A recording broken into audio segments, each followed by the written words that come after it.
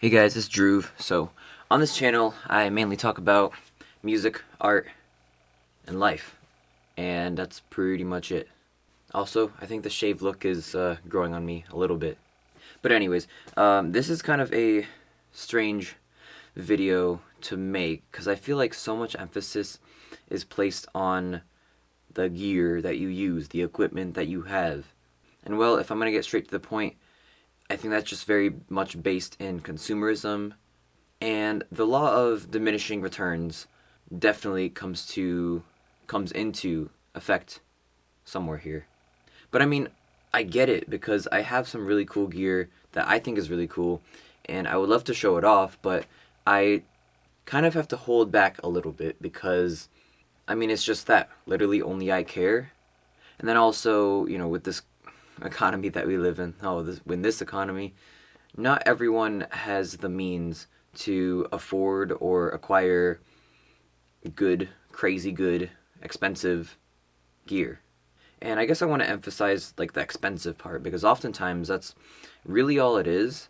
I mean, don't get me wrong, like if you buy a $5,000 microphone, it's going to be good, but you might be better off buying a $1,000 microphone, mind you, which is still very expensive for a microphone. But would that $5,000 microphone be $4,000 better than the $1,000 one? I don't know. Would $1,000 microphone be that much better than a $500 microphone, which again is still expensive for a microphone? I'm not going to pretend like $500 is affordable. Maybe relatively speaking, but I mean $500. But I mean, yeah, like don't let crazy expensive gear stop you. I think it is important, and I've said this in a past video. I think it is important to have a little bit of your investment go into your craft, like monetary wise. Even if it's $100 microphone, which again is not cheap, but I think there's like something in your brain where it's like, okay, I've already put down $100 for this microphone. I'm gonna use it and I'm gonna get good at using it. So that's kind of why I believe that there should be some kind of monetary investment, or at least, with your time. You gotta learn how to use the mic and what makes it sound the best and all that stuff.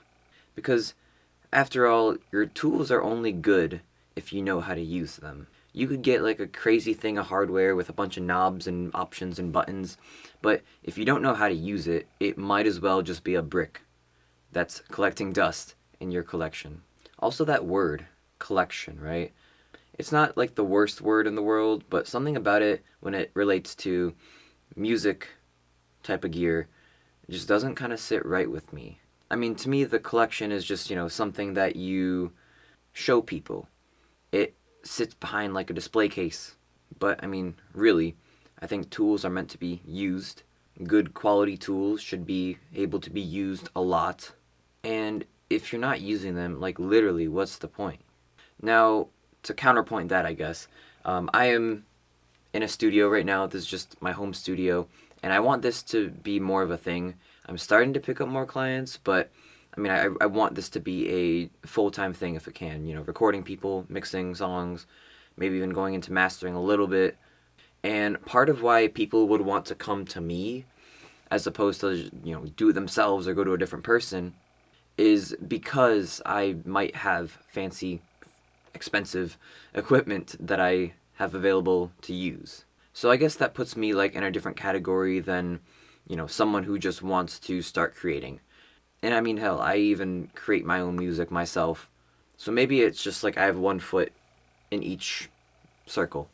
But for me, when I record my own stuff, I don't use any of the fancy microphones or anything that I have that I own myself. Actually, let me show you. I said that I wasn't going to show off stuff. I don't like to do that, but here I am, whatever. I use this microphone. It's called a SM57 by the brand Shure. It's a very standard microphone. You'll pretty much find this in like every single studio. It's just such a versatile and good sounding mic. I think I paid $80 for this one. I put the metallic tape around it, but I got this secondhand. It's pretty disgusting, actually. You can maybe see there's like rust and spit in the grate. Because I use this as a vocal microphone, and for the past 3 albums I've done, I've just used this handheld, recording like directly into my computer pretty much. For comparison, like the other mics I have, they're a little bit fancier, but they range from like 300 to 700. And those are probably mics you typically use on vocals anyways. But I like this. I like the sound of this. I like that it's handheld even for my studio recordings. And that kind of goes onto what I was saying before about, your tools are only good if you know how to use them. And more specifically, if you know what to use them for. Like, I do the handheld thing because I think it captures a more live and raw kind of output, where I don't get that from like a hanging mic like you typically see in a studio. And this $100 mic is, it's $100 brand new, but this $100 mic sounds fantastic. There's no compromises being made, I don't feel, for what I'm doing at least. So, if you're in the market for a high quality microphone, you can pop this on a stand so it like stays still. You don't have to do a handheld thing. But you can't go wrong with this microphone. It's a very classic microphone model. And I'm going to show off one more thing of gear. Again, I know that's like the opposite of what I'm saying. Like, don't show off your gear. I'm not going to show off my studio monitor setup because those are like vintage and cost a lot of money. But I'm intentionally not going to show them off to make my point. But they are really cool. They do sound really nice. Do I think that every single music producer should have them? Absolutely not. They're definitely overkill for what I'm doing. But here, let me show you the other thing. This is one out of 3 of my guitars. I only have like 3 guitars that are in use. But if you can see on the headstock, I like put a piece of tape over the brand name. And maybe if you know guitars, you know what brand this is. But I modified this guitar too. So like I drilled a hole in it for this little switch.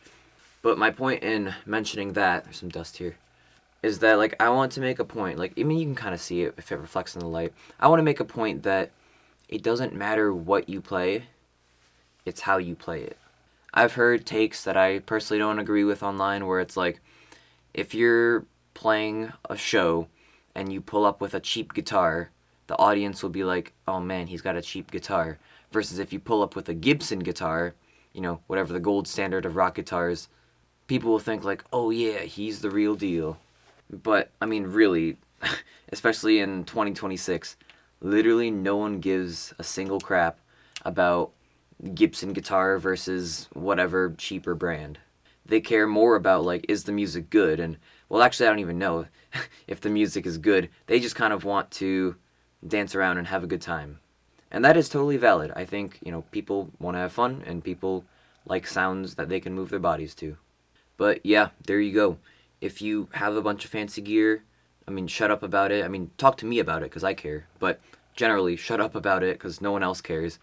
And more importantly, like, use that gear, dude. Use what you have. And that will apply to, like, every single level of equipment that anyone has. Rock what you got, as I've heard someone say. I think you can get nice stuff for relatively cheap, especially musical equipment. Like, you can get solid recording stuff, a decent, like, solid microphone, decent instruments, all of which are each maybe under $500. You could find something, and again, that's not cheap, $500, but you do have a lot of quality options, well under $500. And look at this camera. This camera's older than I am, and I'm literally using the microphone on the camera. I have fancy microphones, but I'm using the microphone on this camera because sometimes the simpler stuff is just way easier. But yeah, there you go. I have a lot of thoughts about this idea here, so I probably missed something that I want to say, but I'm happy to continue the discussion in the comments. I can't pressure anyone to do anything. I can't make anyone do anything, So, thanks for tuning in. I think that's all I got for now. Peace.